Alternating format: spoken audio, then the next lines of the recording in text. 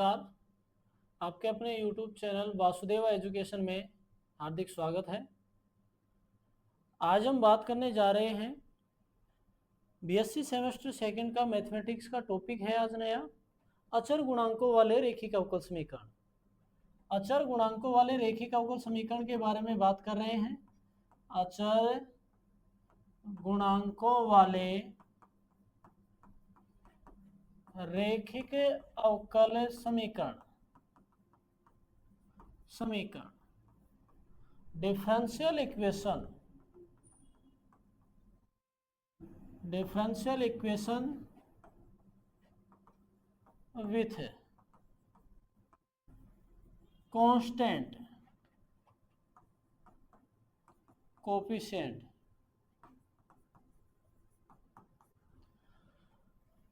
अचर गुणांकों वाले अवकल समीकरण होते क्या हैं, आज अपन उनके बारे में जानेंगे। तो अवकल समीकरण जो है कि डी एन वाई अपॉन में डी एक्स की power n plus p one D N minus एक वाई अपॉन में डी एक्स की पावर एन माइनस एक, पी टू एन माइनस दो वाई अपॉन में डी एक्स की पावर एन माइनस दो plus dot dot P n minus एक d y upon d x plus p N Y बराबर में Q x रूप का। इस रूप का अगर कोई अवकल समीकरण अपने को दिया गया हो तो वो अवकल समीकरण कहलाता है अचर गुणांकों वाला रैखिक अवकल समीकरण। जहां अगर बात करी जाए, जहां P1 P2 P3 dot dot Pn ये है अचर हो तो उसे अचर गुणांकों वाले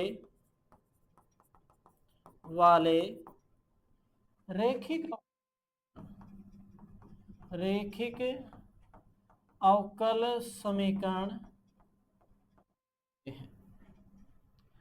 अर्थात अगर इस टाइप का कोई अवकल समीकरण अपने को दिया गया है तो इस टाइप के अवकल समीकरण को रैखिक अवकल समीकरण कहा जाता है।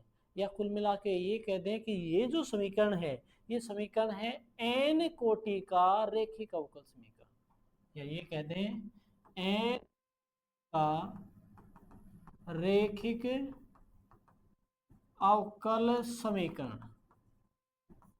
ये जहां P1 P2 P3 dot dot Pn अचर हो तो उसे कहा जाता है अचर गुणांकों वाला रैखिक अवकल समीकरण। अब चूंकि इतना पता चल गया कि अवकल समीकरण जो है उस अवकल समीकरण का टाइप होगा इस तरीके से। अगर इसका हल करें तो उस अवकल समीकरण का हल किस प्रकार से होगा, तो इस दिए गए अवकल समीकरण का जो हल है अर्थात जो व्यापक हल है वो व्यापक हल वो बराबर में होगा पूरक हल, जिसको कहते हैं कॉम्प्लीमेंट्री सॉल्यूशन। पूरक हल प्लस में विशिष्ट हल पर्टिकुलर सॉल्यूशन इस दिए गए अवकल समीकरण का। अर्थात अचर गुणांकों वाले रैखिक अवकल समीकरण का जो हल है वो हल बराबर में है व्यापक हल बराबर में। व्यापक हल बराबर में होता है, वो व्यापक हल बराबर में होता है पूरक हल कॉम्प्लीमेंट्री सॉल्यूशन प्लस में विशिष्ट हल पर्टिकुलर सॉल्यूशन। अब ये दोनों हल जो हैं वो निकालते किस तरीके से हैं, अगर ये देखा जाए तो सबसे पहले बात कर ले अपन पूरक हल की। सबसे पहले कॉम्प्लीमेंट्री सॉल्यूशन कैसे निकाले, तो अचर गुणांकों वाले अवकल समीकरण का कॉम्प्लीमेंट्री सॉल्यूशन की अगर बात करें तो अवकल समीकरण है अपने पास में डी एन वाई अपॉन में डी एक्स की power N, P one D N minus one N minus एक वाई अपॉन में डी एक्स की पावर एन माइनस एक plus P two D N minus दो वाई अपॉन में D x की power N minus दो plus dot dot P N D P N Y बराबर में क्यू एक्स। ये समीकरण है। इस समीकरण में यदि अब अपने को निकालना है पूरक हल, पूरक हल अर्थात CF निकालना है। तो CF निकालने के लिए सबसे पहले इस अवकल समीकरण में QX के बराबर रखते हैं 0। QX के बराबर 0 रखा तो 0 रखने पर अपने पास में समीकरण बन गया dny अपॉन में dx की power n, P1 dn minus 1 y upon में dx की power n minus 1, P2 dn minus 2 y upon में dx की power n minus 2 plus dot dot Pn y बराबर में 0।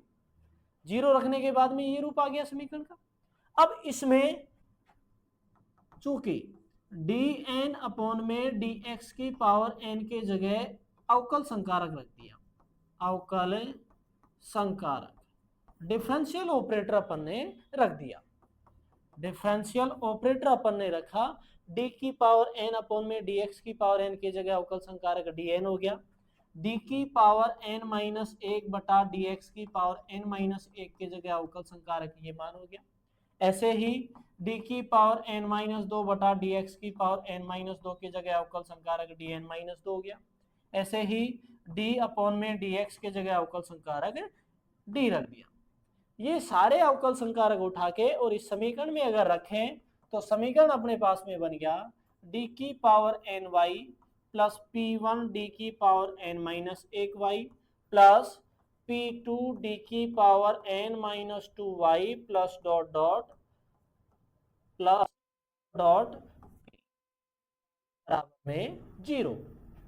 ये समीकरण बन गया। या ये कह दें कि y अगर इससे बाहर निकाले तो समीकरण आ गया dn प्लस P1 d की power n minus 1 P2 d की power n minus 2 plus dot dot Pn y बराबर में 0। ये समीकरण अपने पास में आ चुका है। अब इस समीकरण में अपने को पता है कि इस dn का मतलब है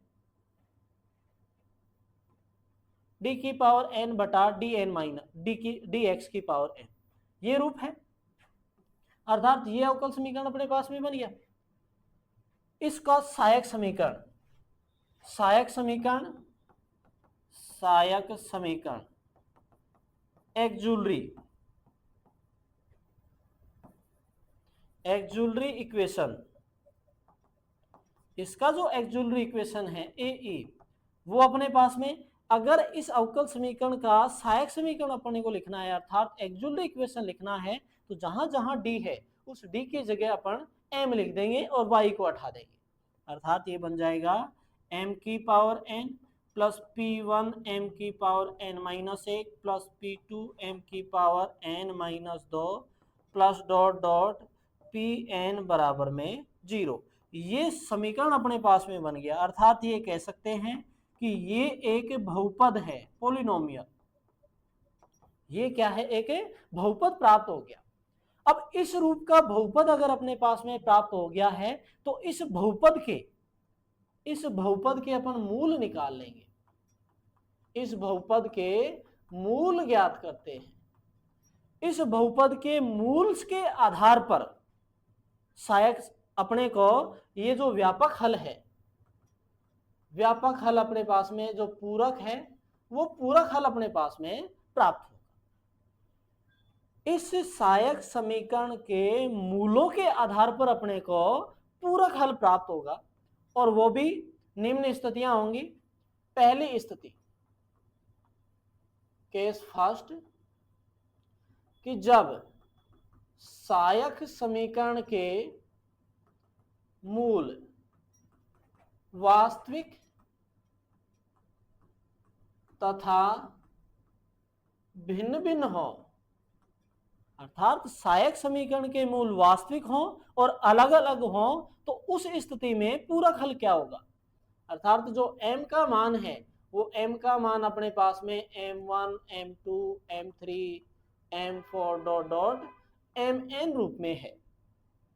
इस रूप में अपने को ये हल दिए हुए हैं, अर्थात ये जो मूल्स हैं, ये रूट जो अपने पास में आए हैं, ये मूल अपने पास में इस रूप के हैं। तो इसका जो पूरक हल अपने पास में आएगा वो पूरक हल किस तरीके का होगा, वो पूरक हल अर्थात CS कॉम्प्लीमेंट्री जो सॉल्यूशन आया वो आ गया C1 e की पावर m1x, C2 e की पावर m2x, C3 e की power m3x plus dot dot Cn e की पावर mnx। ये तो बात हो गई सहायक समीकरण के मूल वास्तविक हों और अलग अलग हों तो पूरक हल ये आएगा। अब बात करें सेकंड स्थिति, जब सहायक समीकरण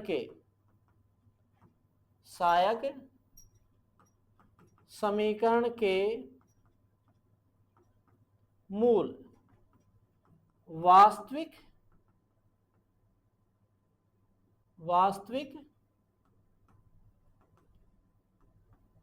तथा समान हो, वास्तविक तथा समान हो। इन समान मूलों में भी अगर अपन देखें तो वो समान मूलों में स्थिति ये है कि वो समान मूल इस रूप में आए। पहली स्थिति, जब दो मूल समान हो, अर्थात कि m बराबर, m के जो दो मूल हैं कि पहले दो मूल समान हैं और बाकी के सभी मूल जो हैं वो हैं अलग अलग। पहले दो मूल अपने पास में समान आए और बाकी के सारे मूल अलग अलग हों तो उस स्थिति में पूरक हल क्या होगा, अर्थात पूरक हल। उस स्थिति में जो मूल अपने पास में समान आए हैं वो मूल C1 प्लस C2x e की पावर m1x, क्योंकि दोनों का मान समान है, e की power m1x plus C3 e की power m3x plus C4 e की power m4x plus dot dot Cn e की पावर mnx। दो मूल समान आए, इस रूप में आ गया। ऐसे ही अगर तीन मूल समान हो तो पूरक हल, तीन मूल समान हो, अर्थात ये मूल इस रूप में आ जाए। ये मानो ना कि m1 बराबर m2 बराबर m3 आ जाए, तो उस स्थिति में हल क्या होगा, C1 plus C2x plus C3x square e की power m1x plus C4 e की power m4x plus dot dot Cn e की पावर mnx। तो ये तो बात हो गई कि मूल अपने पास में वास्तविक आ जाएं और समान हो, दो मूल समान आ जाएं तो जो पूरक हल है वो पूरक हल इस रूप का होगा। और अगर मूल तीन समान हो तो पूरक हल इस रूप का होगा। अगर मूल चार समान आ जाएं, चार मूल समान हो तो यहां आ जाएगा C1 plus C2x plus C3x square plus C4x की पावर 3 e की पावर m1x, या ये कह दो e की पावर m2x कह दो, या e की पावर m3x या e की पावर m4x। ऐसे ही अगर पांच मूल समान आ जाए, छह मूल समान आ जाए तो आगे लिखते जाते हैं। या इसके लिए कुल मिला के एक फॉर्मूला कह दें कि यदि सभी मूल समान हो, सभी मूल समान हो तो जो पूरक हल अपने पास में आएगा, पूरक हल वो आ जाएगा C1 plus C2x plus C3x square C4x की power 3 plus dot dot Cnx की पावर n e की पावर m1x। सारे मूल अगर समान आ जाएं, तीन मूल समान हैं तो यहां तक लिखना है, चार समान आ जाए तो यहां तक, पांच लिखना है तो इससे आगे तक। और अगर सभी मूल समान आ जाएं, n मूल समान हो तो उसके लिए पूरक हल ये हो गया। तो ये तो बात हो गई कि जब मूल अपने पास में वास्तविक हो और सारे भिन्न भिन्न है तो हल इस रूप का होगा। मूल जो है मूल समान वास्तविक हो और अलग अलग अगर हो, सेम हो, तो उस स्थिति में दो मूल के लिए ये स्थिति आ गई, तीन मूल अगर समान हो तो ये स्थिति हो गई, और अगर सभी मूल समान आ जाए तो उनके लिए फॉर्मूला हो गया ये। तो ये तो मूल वास्तविक हो, भिन्न भिन्न हो या समान हो, उनके लिए तो इस तरीके से पूरक हल निकालते हैं। और ऐसे ही अगर अपने पास में ये आ जाए कि सहायक समीकरण के मूल समिश्र तथा भिन्न भिन्न हो। सहायक समीकरण के मूल, सेकंड केस है, सेकंड स्थिति, सहायक समीकरण के मूल समिश्र हो और अलग अलग हो। समिश्र और अलग अलग मूल अगर अपने पास में आ गए तो उस स्थिति में क्या करें, पूरक हल क्या आएगा? तो पूरक हल अर्थात जो समिश्र मूल हैं वो अपने पास में इस रूप के हैं, m बराबर में alpha plus minus iota beta रूप के, alpha plus minus iota beta रूप के अगर मूल हो तो इसको लिख सकते हैं अल्फा प्लस आयोटा बीटा और अल्फा माइनस आयोटा बीटा।